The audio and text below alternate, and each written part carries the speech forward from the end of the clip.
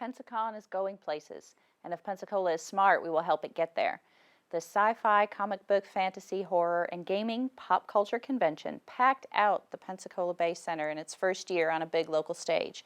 Though the idea had been in Chairman Mike Ensley's mind for years, Ensley teamed with Ben Galicki, CEO of Cinematic Entertainment, at just the right time.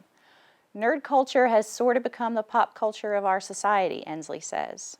Try to find a top-grossing movie or a hit TV show that isn't rooted in sci-fi, fantasy, comics, or nerd love. Walking Dead, anyone? Big Bang Theory much?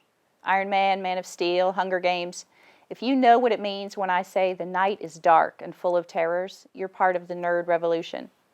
The 2014 event pumped $1.4 million into the local economy during tourism's slow season and packed 11,000 people into the Bay Center over 3 days. Galicki and Ensley started planning Pensacon 2015, almost before this year's event ended. Galicki says he has at least a 10-year plan for the convention and sees it living long and prospering well into the future. The only thing limiting how big Pensacon can grow is the absence of a true convention center space big enough to hold the kinds of crowds the organizers are sure they can attract. Galicki and Ensley are eager to partner with other venues throughout downtown to host Pensacon events. The folks at the Sanger Theater have shown interest, and others seem eager to help, which is great news, because Pensaconers are just the kind of visitors Pensacola needs more of. Why? The average age of the con-goer was 39, with a household income of almost $61,000, who spent 3 nights here. Organizers planned it specifically for the slow season for maximum impact on the city's bottom line. About 40% of the attendees came from out of town. 98% of them said they would come back to Pensacola for Pensacon, and somewhere around 73% said they would just come back to visit.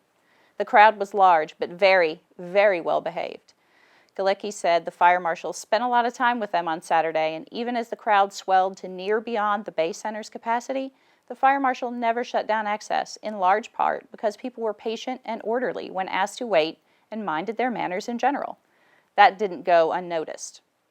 This crowd was orderly, tidy, polite, and spent money, says 18-year police officer Maria Landy. The potential revenue that could occur in the years to follow is staggering, she says. Many cities try to cater to a tourist crowd that has a hidden cost on the city's resources and infrastructure. This crowd has minimal impact. Something tells me the report from a Party Down South video shoot would have been a little different, which is why we would be wise to embrace Mike and Ben and the Pensacon folks rather than burning up our email accounts trying to scout locations for the next film crew that sees us as a cheaper spot than Myrtle Beach. The Pensacon organizers are working with Visit Pensacola officials to help expand the con's footprint in downtown, all to help the city they clearly love.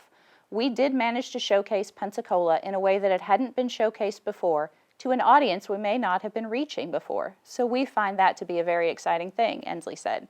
Proof positive that nerds rule. Thank you for joining us. Please follow us on Facebook, follow us on Twitter, and be sure to tune in next time. Thanks.